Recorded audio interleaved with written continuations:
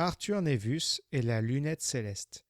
Voyager dans l'espace, partir à la recherche d'autres civilisations à travers l'univers tout entier, tels sont les rêves les plus fous d'Arthur Naevius. Car son très curieux et très ambitieux, le jeune Arthur a le regard constamment tourné vers les étoiles et la tête dans les nuages. Sa chambre est un véritable laboratoire digne des plus grands savants. On y trouve des affiches de la NASA, tout un tas de gadgets et d'outils que tout astronaute se doit d'avoir à portée de main. Tous les soirs, Arthur scrutait l'espace au travers de son télescope qui sortait de son Velux. Malheureusement, le week-end dernier, alors qu'il effectuait une expérience très compliquée, une catastrophe désastreuse a fini par détruire complètement son télescope. Par chance, il a reçu une petite somme d'argent pour s'acheter un nouveau télescope le jour de son anniversaire. Tout était planifié, il avait rendez-vous mercredi après-midi à la boutique de l'espace qui se trouvait au coin de la rue. Lorsqu'Arthur est entré dans la boutique, il s'est cru comme transporté dans un vaisseau spatial.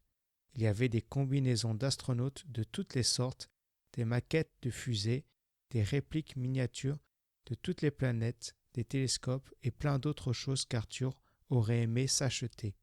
Alors qu'il parcourait les rayons, un drôle de personnage est apparu entre deux étagères.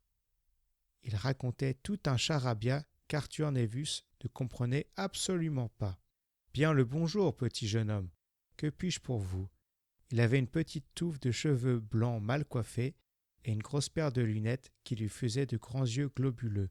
Ça devait être certainement un grand savant, se dit Arthur. « Bonjour, monsieur. Je voudrais m'acheter un nouveau télescope, a-t-il répondu. « Je n'ai plus de télescope à vendre, mon petit bonhomme. Je suis désolé. »« Mais si !» s'est écrié Arthur. « J'en ai vu plein à l'entrée. Ce ne sont que des pauvres joujoux pour décorer. Allez, allez, du vent, j'ai du travail. » Mais Arthur n'avait pas dit son dernier mot. Après de longues négociations, il avait enfin réussi à obtenir quelque chose du savant. « Écoute, mon petit, je veux bien faire un effort pour toi si tu me promets quelque chose. »« C'est d'accord, » a confirmé Arthur.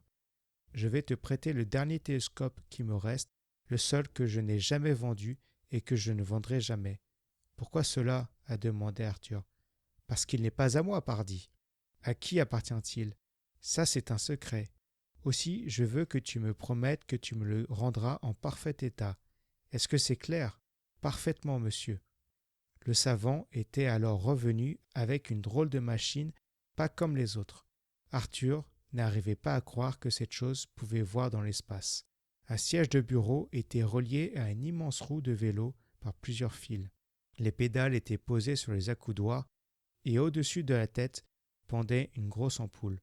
Sans commentaire, s'il te plaît. Tu verras, ça fonctionne. Ceci est une lunette céleste. En partant, le savant lui avait donné une paire de grosses lunettes comme les siennes. N'oublie pas de les mettre parce que sinon tu ne verras rien du tout. Allez, bon voyage, mon cher Arthur Naevius. Impatient, la nuit a fini par tomber et Arthur s'est installé dans le siège de la machine. Il a actionné les pédales des accoudoirs, la roue s'est mise à tourner et la lumière s'est allumée. Tout à coup, contre toute attente, Arthur se sentit projeté vers le ciel. Pris de panique, il a tout de suite fermé les yeux. Au bout de quelques instants, les turbulences se sont calmées et Arthur a pu les rouvrir. Ce qu'il voyait était incroyable. Il faisait face à une immense ville où plein de voitures volaient dans les airs et des vaisseaux gigantesques planaient au-dessus des gratte-ciel. Alors qu'il contemplait cet étonnant paysage, un jeune petit garçon du même âge que lui est arrivé. « Oh salut, tu es venu avec le professeur Rumerec ?»« Je ne connais pas de professeur Rumerec, » a répondu Arthur. « Mais si, forcément, c'est moi qui lui ai offert cette machine. »« Ah, le savant fou de la boutique de l'espace !»« Mais qui es-tu pour savoir fabriquer une machine comme celle-là ? Et où sommes-nous ? » ?»« Je m'appelle Anko Velaren. Ici, c'est la planète Zalka. Nous sommes très exactement de l'autre côté de l'univers. » Puis Anko a finalement tout raconté à Arthur, l'histoire de leur civilisation, la colonisation de la galaxie, l'exploration de l'univers et bien d'autres choses jusqu'à ce qu'il lui annonce une terrible nouvelle. La planète Zalka était très gravement malade. L'industrie de leur planète avait détruit toute leur atmosphère, sali tous les océans, pollué l'air et brûlé les forêts. Le jeune Anko Velaren était très triste car il allait quitter leur planète et vivre pendant longtemps dans des vaisseaux avant de retrouver une nouvelle maison. « Mais comment est-ce possible? Vous n'avez pas trouvé de solution ?» a demandé Arthur. « Si, mais c'est trop tard, nous ne pouvons plus revenir en arrière. » Arthur et Anko ont encore discuté pendant de longues heures, mais Anko devait rejoindre ses parents pour embarquer dans leur vaisseau spatial. C'était l'heure pour les habitants de Zalka de quitter leur planète. Arthur lui aussi était très triste pour Anko. Lorsqu'il est parti, Anko est retourné dans la machine du savant. Il s'est alors réveillé le lendemain matin dans son lit, la lunette céleste tournée vers son Velux. Il venait de vivre l'expérience la plus folle de tous les temps.